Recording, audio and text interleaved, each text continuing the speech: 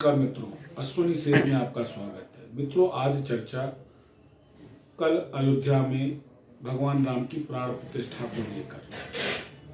हम आप सब जानते हैं, कल जो हुआ वो न केवल अलौकिक था, अविस्मरणीय था, अद्वितीय था, बल्कि एक स्पष्ट संदेश था भारत की राजनीति के लिए।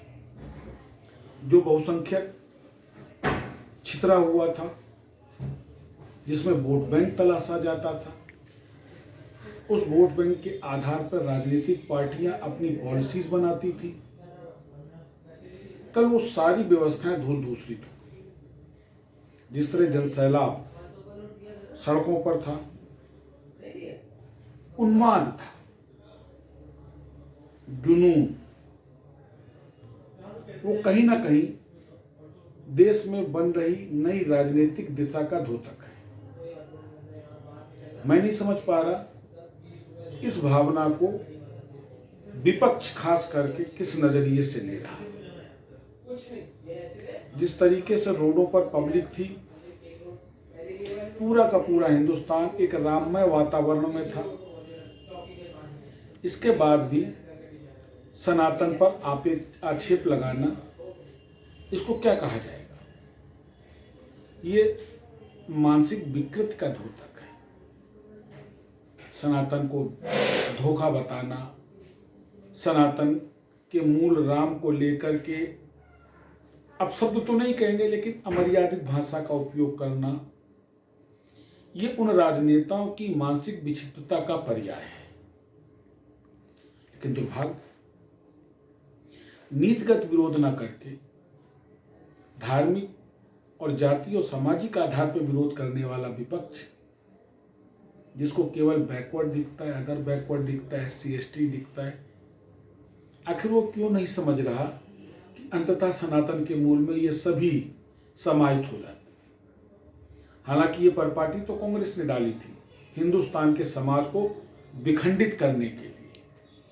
तुम सवर्ण, तुम हरिजन, तुम SC, तुम ST, तुम बैकवर्ड, तुम अदर बैकवर्ड। और ये केवल कांग्रेस ने इसलिए किया था कि इसके पीछे कांग्रेस का कोई भी भाव नहीं था समाज के उत्थान का। इसको केवल वोट बैंक बनाना था कांग्रेस को। मैं हो सकता हूं कुछ मुद्दों पे मोदी जी का समर्थन ना करता हूं, लेकिन कल के एक भाव ने एक भाव उत्पन्न किया कि हमको न चाहते हुए भी ये कहना पड़ा कि जो काम 75 वर्षों में नहीं हुआ, जिस समाज को कांग्रेस ने जाति आधार पर तोड़ा, वो काम कल हुआ। और वो ऐसे हुआ, कल पूरा का पूरा हिंदू समाज सड़कों पर था। कोई हरिजन नहीं था, कोई सवर्ण नहीं था, कोई OBC नहीं था, कोई बैकवर्ड नहीं था, कोई SC ST नहीं था। लेकिन दुर्भाग्य कि हिंदुस्तान का विपक्ष आज भी इसको समझना नहीं चाहता। कांग्रेस के लिए एक बड़ा अच्छा अवसर था। जब कांग्रेस को आमंत्रण दिया गया तो कांग्रेस को सहजता से उस आमंत्रण को स्वीकार करना चाहिए था। लेकिन कांग्रेस ने फिर गलती करी। ये गलती इसलिए नहीं करी कि कांग्रेस ने जानबूझ के की, ये गलती इसलिए की कि कांग्रेस में नेतृत्व की परिपक्वता नहीं है। कांग्रेस आज भी डिवाइड एंड रूल पॉलिसी के ऊपर काम करना चाहेगी। वोट तोड़ो, अपना वोट बैंक बनाओ और शासन मिले। लेकिन अब वो इतना सुगम और सरल नहीं है। अभी भी टाइम है। कांग्रेस को समझना चाहिए, सपा को समझना चाहिए। पिछले कई दिनों से शिवपाल सिंह जी भी मुलायम सिंह जी के उस कृत्य को बिल्कुल जायज ठहरा रहे हैं। राम भक्तों पर गोली चलाई, कोई गलत नहीं किया। क्या जनभावनाओं का भाव नहीं होना, मान नहीं होना चाहिए? क्यों?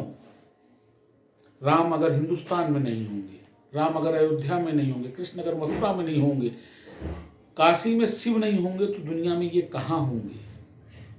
और अगर इनके मंदिरों को विस्थापित करके अन्य धर्मों के अगर प्रतीक वहां पर स्थापित किए जाते हैं, तो जाहिर सी बात है कि एक धर्म का विध्वंस किया गया, तब दूसरा धर्म स्थापित किया गया।